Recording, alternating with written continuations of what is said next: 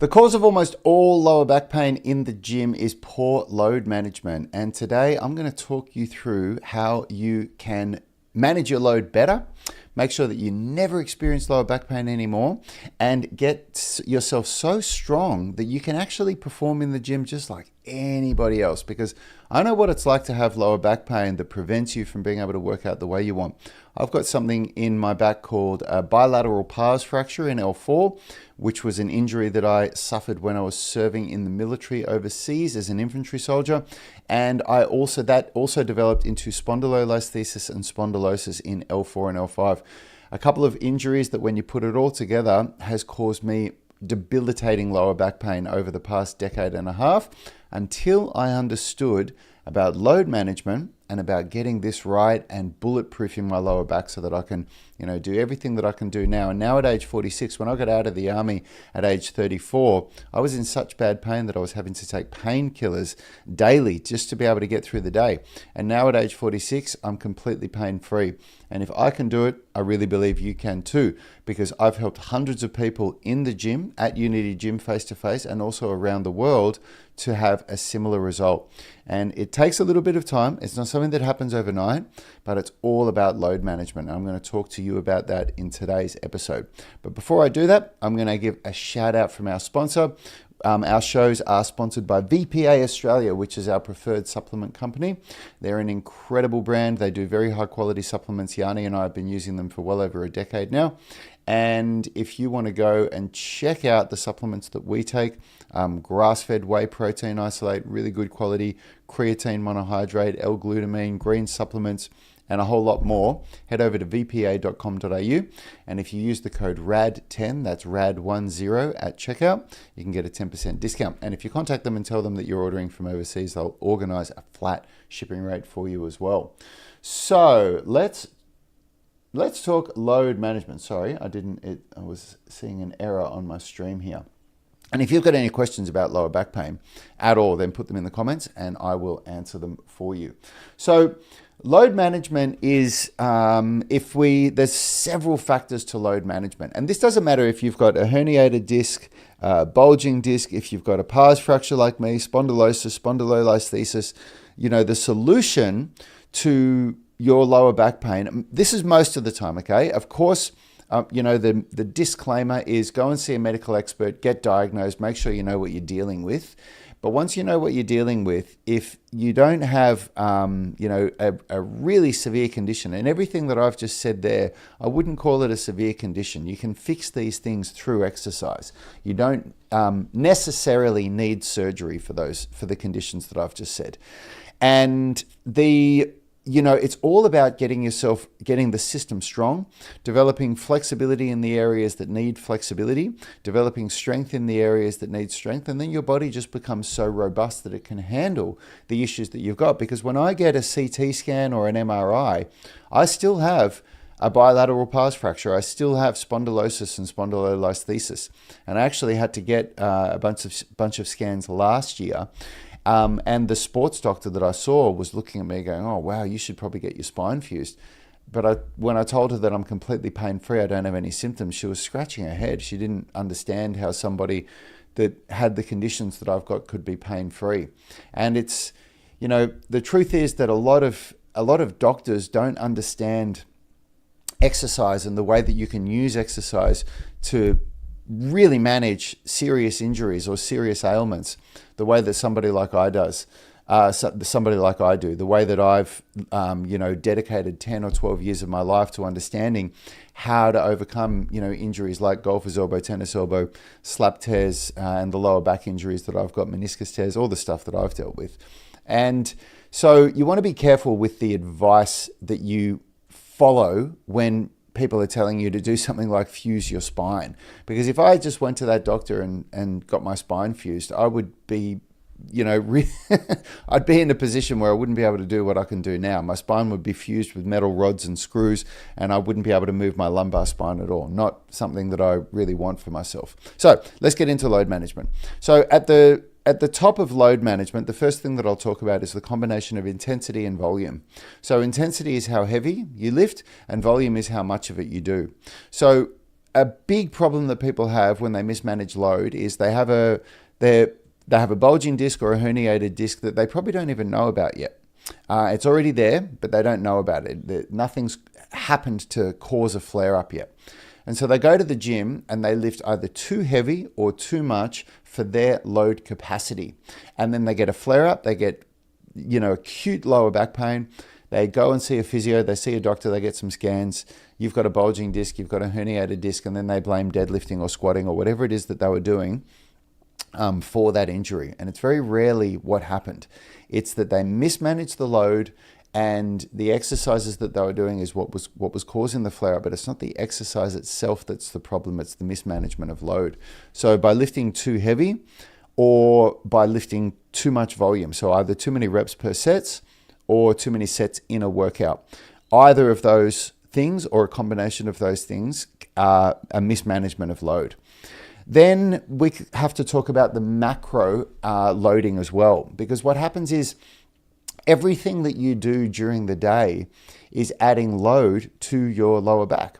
So every time you pick up the laundry to bring it upstairs, every time you pick up your kids to play with them, when you reach forward into a disadvantageous position and grab something out of the car, when you do a deadlift, for example, and I can't remember the exact number, but it was either 1 or 2 inches.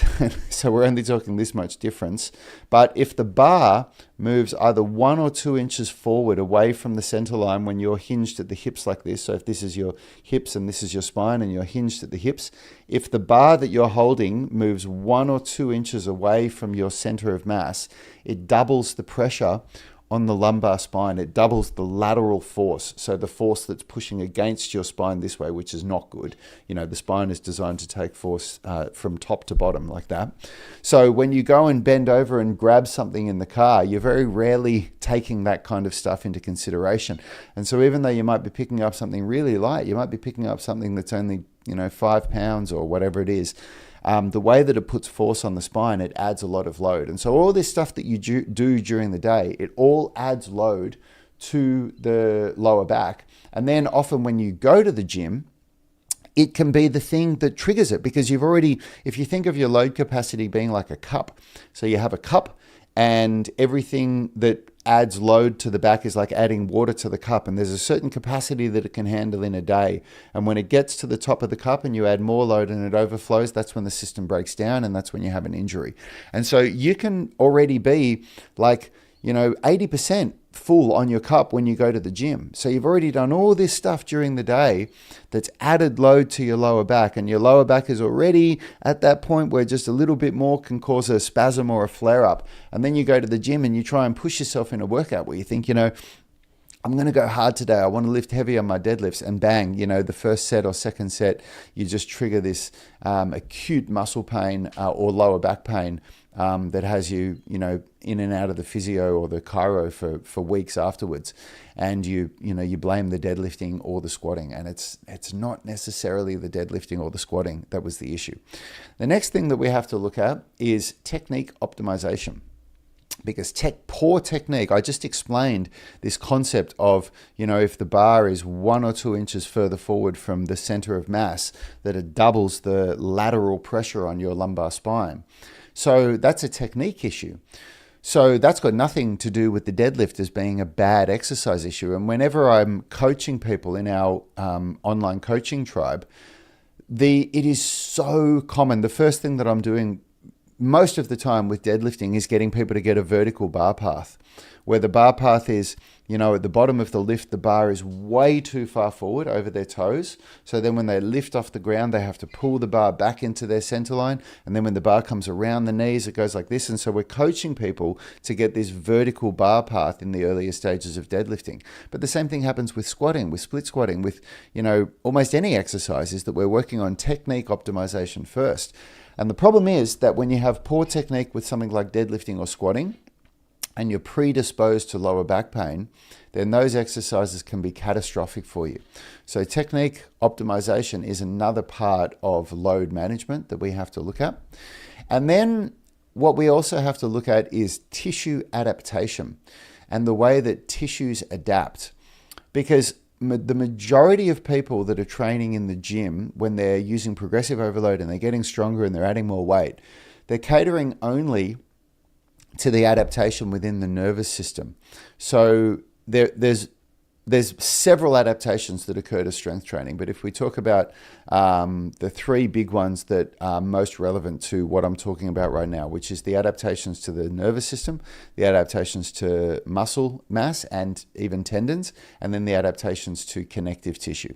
So when we talk about the nervous system, we're talking about everything that's going on between the brain, the nerves, and the muscles to produce strength, because that is an adaptation that occurs. Like, what happens in the earlier phases of strength training is that the simplest way that I can explain it is if you go to deadlift and you go to lift the bar and the brain sends a signal to go through all those muscles to contract to lift the deadlift. It's kind of like the nervous system is a hose and the signal is the water going through the hose, and there's a kink in the hose. So even though the brain is sending the message, not all of the signal is getting through to the muscles. And over time, through strength training, the nervous system learns to recruit more motor units. It learns to recruit more muscle fibers. The signal gets through stronger and you get greater strength development, even though the muscles haven't hypertrophied at all. So you haven't gotten bigger muscles. It's just the nervous system or the neuromuscular connection that's improved, which has increased strength. So that's usually the adaptation that most people are training to, because it's something that you can feel from day to day, from week to week. You can feel yourself getting stronger and, oh, wow, I can lift more weights. You're not bigger. You haven't put on more muscle. The neuromuscular connection has strengthened. The second adaptation that occurs to strength training that's relevant to what I'm talking about now is hypertrophy of the muscle fibers. And the improvements in strength and the neuromuscular connection occurs within 30 days. It's very, very quick. The increases in muscle mass you usually won't start to see until around the 90-day mark. And then the increases to strength in the connective tissue, so connective tissues being things like ligaments and tendons, they cannot occur until up to 12 months later and even up to 24 months later. And, the thickening of bones as well that comes as a response of maybe thickening of bones isn't the correct terminology for this, but your bones do become stronger as a response to muscles hypertrophying. What's really interesting is, the way that osteoporosis, which is the degradation of bone mass, when your bones start to become more brittle as you age, the way that gets reversed from strength training is that the bones become stronger as a response to the force being pulled on them from the muscles. So as the muscles are pulling harder on the bones go, oh, wow, we better get stronger so that we can handle this. So anyway, so all of those things occur. You can see that there's the tissue adaptation occurs at a slower rate for the connective tissue and at a slower rate for the muscle mass than for the nervous system. And so this is where a lot of people get load management wrong, because what happens is they go to the gym, they're new, they're not very strong, they're not used to strength training, their body's not really capable of lifting really heavy weights yet, but they're training with their buddy who's been training for years, and they're getting some really good insights into bro science in the gym. And, they're deadlifting whatever weight they're deadlifting, and then next week their buddy says, oh, you should deadlift this, and they can do it. And they start doing that a couple of weeks in a row, and they start feeling really empowered because they're lifting more weight now, and for the first time they can see some gains. But their muscles haven't thickened at all. Their muscle fibers haven't thickened, and their connective tissue certainly hasn't adapted yet. But all of a sudden now they're going into the gym, and today they're attempting to lift twice the weight that they've ever lifted before from when they started at the gym. Maybe they started and they were lifting 60 pounds. I'm using arbitrary numbers here, and now all of a sudden they're trying to lift 120 pounds. Maybe they're going big and they're trying to lift 150 pounds. And so this is a really, really common mismanagement of load. And whenever we've explained this when Yanni and I have explained this to friends of ours who have done this the bad way, we often get friends who go to the gym, they go with their friends. We try to tell them not to train like that. They tell us the workouts that they're doing, and we try to say, man, you've really got to, build structural balance first. You need to work on unilateral strength, inner and outer unit. You want to allow your strength to develop. You want to blah, blah. And, we try to explain this, but of course they just go with their buddies and they're high-fiving and lifting heavier weights until they come to us saying, I've completely stuffed my back. I can barely walk. What have I done? What do I do? And when we explain this to them, this tissue adaptation, often people are saying, man, that would have completely changed my experience if I had have understood that, because all I could feel was myself getting stronger. And so I just tried to lift more and more and more weights.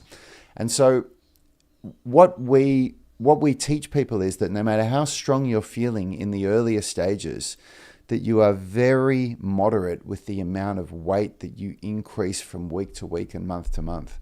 And often those adaptations that I talked about, the adaptations within the muscle mass and the adaptations within the connective tissue, they often don't occur for several months of lifting just the same weight, which does go against the general principle of progressive overload.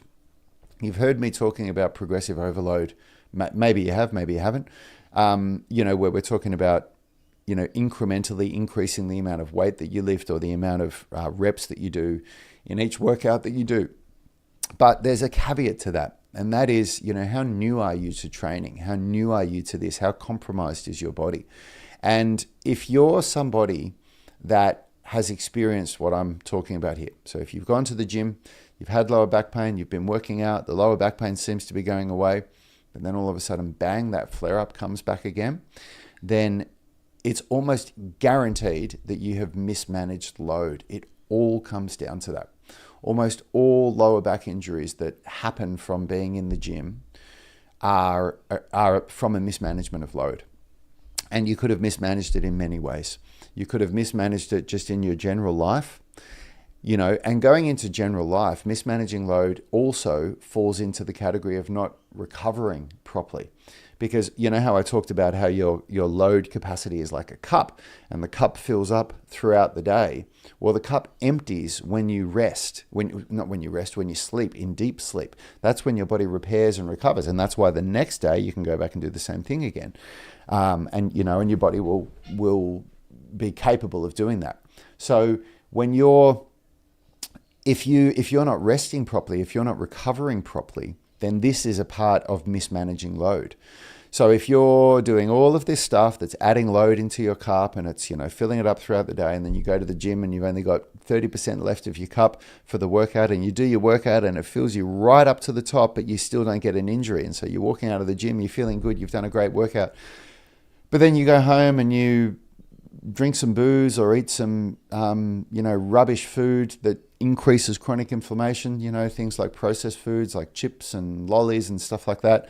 And you stay up until, 11 or 12 watching Netflix, and then, wake up after 5.5 or 6 hours sleep and slam down a Mother or a Red Bull, to zing you up and get you going for the day, then you're seriously diminishing your body's capability of resting and recovering. You increase chronic inflammation. You don't allow that cup to empty through good recovery, and then you start your day already compromised. So there's so many aspects to this, but that's another aspect to, what you're doing outside of the gym. And then, when you go into the gym, then there's those aspects of managing intensity and volume. So those two things are what make up load within the gym. So intensity being how heavy, volume being how much. So intensity, how much weight do you lift? Are you lifting 100 pounds or are you lifting 150 pounds? That's intensity. Volume being, are you doing 3 sets or are you doing 5 sets? Are you doing 8 reps per set or are you doing 5 reps per set? And then, of course, within the gym, there's technique optimization as well. Making sure that you're lifting with correct technique. These are all things that you want to be getting right before you start trying to increase the amount of weight that you're lifting. And then there's managing load with tissue adaptation. So once you've got the technique right, once you've dialed in the amount of load that you should be putting on your lower back in the gym, so that combination of how much heavy you should lift and how much you should do, and you're making sure that you're getting the right recovery. So you're sleeping enough at night. You're not abusing your body. You're not eating foods and drinking alcohols that drive up chronic inflammation. You're trying to bring down chronic inflammation. Once you get all of that right, then you need to train in a systematic and progressive way for long enough that the tissues can adapt and get stronger before you start to really increase the amount of weight that you're lifting. And if you get this right, I know that when you hear this information, I know that, like, I can only reflect back to me when I was learning things like this. When I got out of the army at age 34, I didn't know any of this stuff, but I was in so much pain and I was so desperate for information that, unfortunately for me, Yanni had done many, many courses on structural balance training while I was in the army, so he could guide me. But he also said, you got to go and do these courses and learn about all this stuff. And I just went on this learning journey for the better part of a decade of learning all about how to train around injuries, how to write programs for structural balance. I became good friends with some incredible chiropractors and physical therapists that I was able to ask questions about. And, when you hear this stuff and you look forward at the work that has to be done, it's very easy to get defeated and to feel deflated and to feel like, oh, well, that's so much work, that's ridiculous. But, you're wise enough now, you're old enough now to know in life that nothing worth having comes quickly or easily. There is nothing that you've got in your life at the age that you're at now that's worthwhile having, that somebody that doesn't have would think, I really want that you can get like that. That's just not how life works. And if it was like that, then everybody would have what they wanted and there'd be no desire. But it isn't how it works, All the good stuff in life that we want, we have to put the work in for it, If you want to own a house, you've got to work your ass off. And you've got to, get a good career, you've got to get the money, you've got to pay off the mortgage, you've got to do all of that stuff. If you want to have a good relationship, you've got to, with the partner that you really desire, you have to make yourself a desirable person. You have to clean up your own life to be able to be that kind of person that the partner that you want to attract is going to look at and see you as somebody that they want to be with. And if you want to live in that body that is pain-free and that doesn't keep having back spasms and lower back pain and doesn't have to keep going back to the physical therapists and the chiropractors, then you really need to put in the work to make it happen. And the way that looked for me was something that I found very valuable was the concept of detach from the goal and focus on the process. And there's many different ways to describe this. We also say focus on the habits, not focus on the goals. So when you focus on the goal, it means that you're always thinking about being pain-free. So your goal is, I just don't want to have this lower back pain. And all you think about is wanting to be free of the lower back pain. But guess what the problem with that is? Is that every day, all you notice is that you've got lower back pain. And all you notice is that you haven't achieved what you want. And pretty quickly, that becomes really disheartening, and it's enough to make you want to give up. Whereas when you focus on the process, or AKA focus on the habits, what that looks like is you've learned all this stuff that I'm talking about with load management. So if you rewatch this episode again to get it all in your head, focusing on the habit would be, so a habit for me, for example, is I have a bedtime. I don't have a wake up time. I mean, I have a time that I want to wake up and I have a time that I normally am in my office in the mornings to come and start my work, 95% of the days, but I don't get woken up by an alarm. Instead, I have a time that I go to bed because I know that if I go to bed at this time, then I'm going to get enough sleep and my body will naturally wake up at that time. So that's an example of a habit, of a healthy habit that makes sure that I stay pain-free, because I know that if I stay up late, and especially that if that becomes a habit, if it's this inconsistent thing and I don't have a circadian rhythm, then my chronic inflammation goes up and all the aches and pains from all my old injuries come back. Because all these injuries that I've had in my body, they're all still there if I get an MRI or a CT scan on the area. But your body becomes so strong and so flexible and capable that you live pain-free and you can do everything that you want to be able to do, even in the presence of the injuries. So that's one example of a habit. Another example of a habit is that I rarely eat takeaway food and junk food. That my wife and I cook 95% of what we eat, probably more than that. I reckon we probably cook about 98% of what we eat. So that's another habit that makes sure that if I do that over time, that I'll achieve my strength, flexibility, health, fitness goals.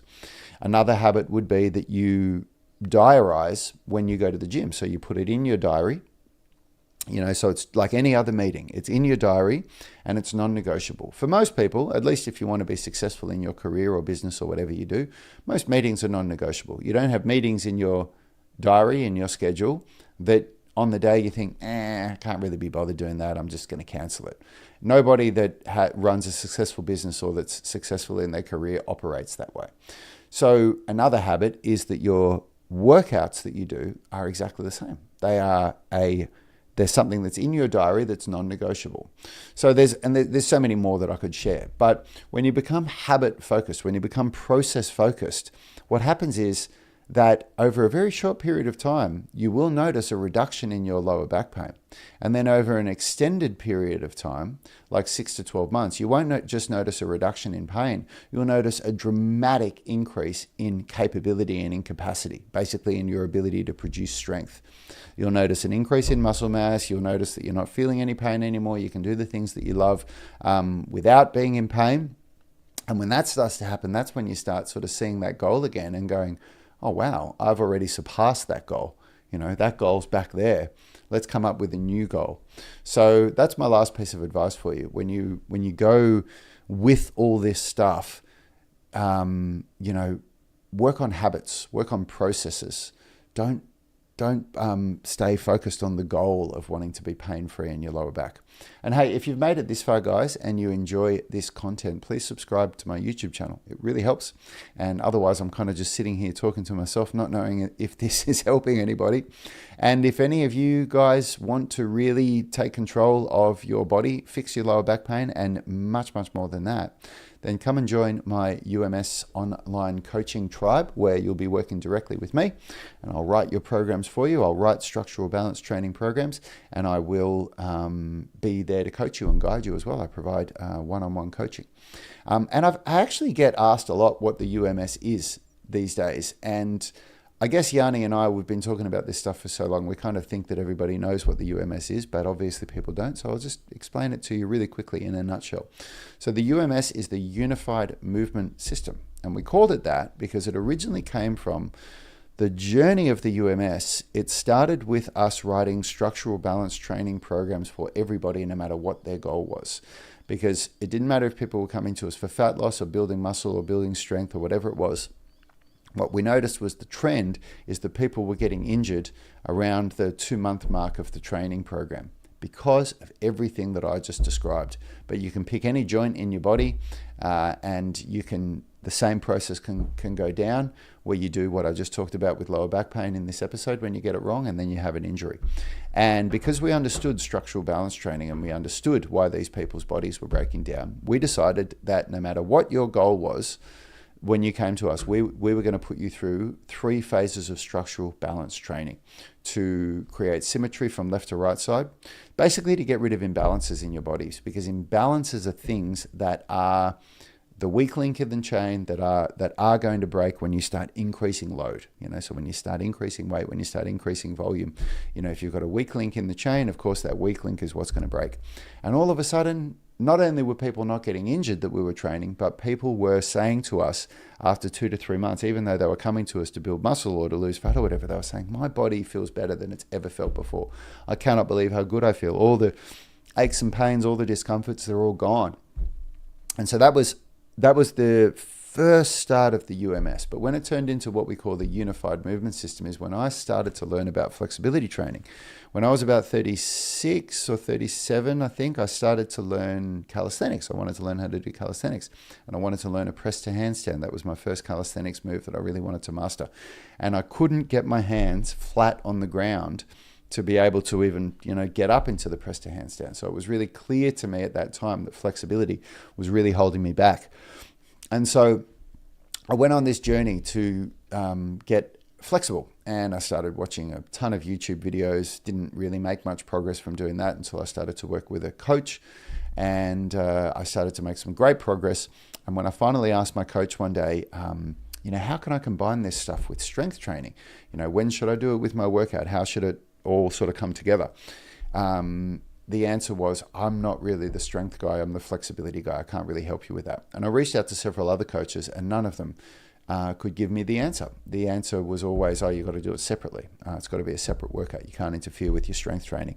So I was left doing 2 workouts a day. I was doing 1 strength training workout and 1 flexibility workout, and pretty quickly that just put too much pressure on our business. I was training for way too much time during the day. So then I tried putting it all onto 1 workout where I'd do all my strength training first and then all my flexibility training second. So now I was still training for about the same amount of time. It was still about a 3-hour workout, 2.5 to 3 hours depending on the day. But I was doing it all at one time. But I was completely exhausted by the time I got to my flexibility training, 60 to 90 minutes of strength training, and then trying to do a good flexibility session just didn't work. And eventually one day, through pure frustration, because I was just so frustrated that I couldn't find a way to be able to get strong and flexible, I started doing it all together. I started saying, stuff this, because, during strength training workouts, if I'm doing a set of chest pressing and a set of rowing, I would always be sitting there resting for, anywhere from 1.5 to 3 minutes between sets, depending on what I was doing in that program. And so as I was sitting there doing nothing, I just said, stuff this, I'm going to start stretching during my rest periods. I'm going to start doing my loaded stretching and my end range strength. And I started doing that, and I started getting incredible results from it. And the real way that it developed is that we had a couple of physical therapists that were working in Unity Gym at the time, Phil White and Nilesh. And whilst everybody was watching me train, everybody was looking at it, and my brother was almost shaking his head at me, like nobody was copying what I was doing, because I was, my whole workouts, I wasn't stopping. I was strength training, and then I'd go over and I'd do some flexibility movements, and then I'd go back and do my strength training and then something else. But my workouts were now taking half the time, and I was getting it all done. And the real magic of it was that Phil, our physical therapist buddy, he would come up to me every now and then and he'd say, oh, Rad, do you know that if you paired that exercise with that one instead, you wouldn't actually be interfering with your strength development because you're not using the same muscle groups and you're not this and that. And so I had other people giving me their input on it, until eventually it got to a point where I was getting such good results that I started teaching it to our members. And with our members in the gym, they only had 1 hour to train, so I had to put it into a 1 hour workout. And my brother was shaking his head at me. He still didn't agree with it because it just went against everything that he'd ever been taught with strength training. There was not a single strength training coach that he'd ever worked with, and he'd worked with some of the best in the world, that didn't say flexibility is like the enemy of getting strong. Do not train flexibility. It gets in the way of your strength training. And so he was still shaking his head until he started to see 6 months later the results that our members were getting. And all of a sudden, our members in the gym were more flexible than he was. And he couldn't deny it. And so he started doing it. And within 6 months, he got more flexible than he'd ever been before. And so that is, in a nutshell, what the unified movement system is. It's this way of training structural balance by combining strength and flexibility together so that people outperform their younger selves better than they ever have before. And I know that I haven't explained that for a long time. So you guys hear me talk about the UMS a lot, but that is the journey of how we developed the UMS. And we developed it really because we just couldn't see. We saw such a gap in the fitness space. I see it all the time. I see people that are really, really strong, but they can't squat down and hold an arse to grass squat even for 10 seconds without being in pain. And then on the other end of the spectrum, you see people that are super, super flexible, but they have such a small amount of muscle mass on them that they can't even squat half of their own body weight. Like half, like that's a really weak body that can't squat half their own body weight, or they can't do a single pull-up. And if you're out there and you can't squat half your own body weight or do a single pull-up, I'm not ragging on you. I'm just saying that is weakness. It is considered a very entry level amount of strength to be able to do one pull up and to be able to squat your body weight. And it's something that can be achieved. You can do it if you do the right kinds of training. And so the UMS is a systematic approach to get people there. We do 3 phases of structural balance training, and then we move people through a total of 12 phases of using progressive overload and periodization, where we progressively increase more challenging training programs so that your body has the time to adapt to it the way that I've spoken about, in a really nice structured approach, so that people get incredible results. And then at the end of their 12 months, they start doing strength testing, where we start writing highly customized programs for people based on very personalized imbalances. So anyway, that's what it is. And if you want to get access to it or learn more, go to unitygym.com and check it out. And thanks so much for listening, everybody. Proud Misfit's got a question here for me. Good to see you. I always apply the principle of lifting a resistance that's heavy enough to challenge me, but light enough that I can handle progressively overload, but still train by feel. Good work. That's how to do it. And, the telltale sign that you're getting it right is that you are getting stronger bit by bit without causing injury to yourself. And the telltale sign that you're getting it wrong is if you keep having aches and pains, or you keep getting injured. And you're not getting stronger, or that you're not getting stronger. You're just stuck and you're plateaued and you can't see results. So anyway, I hope that helped you guys. I'll be talking more about this stuff for other injuries and other areas of the body. I'll also be talking more about lower back pain over the coming weeks. My brother and I today are nutting out the way that we're going to deliver our content to you guys this year, the things that we're going to talk about, reviewing the questions that people had last year and the topics that we feel that we can add the most value to your lives to. So keep tuning in. I was very late this morning. I got to bed late last night. For me, I got to bed, I think I was in bed at 20 to 10 last night, and that's late for me. And normally I get up at 5 a.m. So I turned my alarm off. I still woke up at 5, but I allowed myself to just lay in bed because I wanted that extra sleep. So that's why I was here today a bit late this morning. So anyway, I'll be back on deck tomorrow at normal time. So thanks so much for tuning in, everybody. Thanks for giving me your attention. I hope you got some value out of it, and I'll see you tomorrow.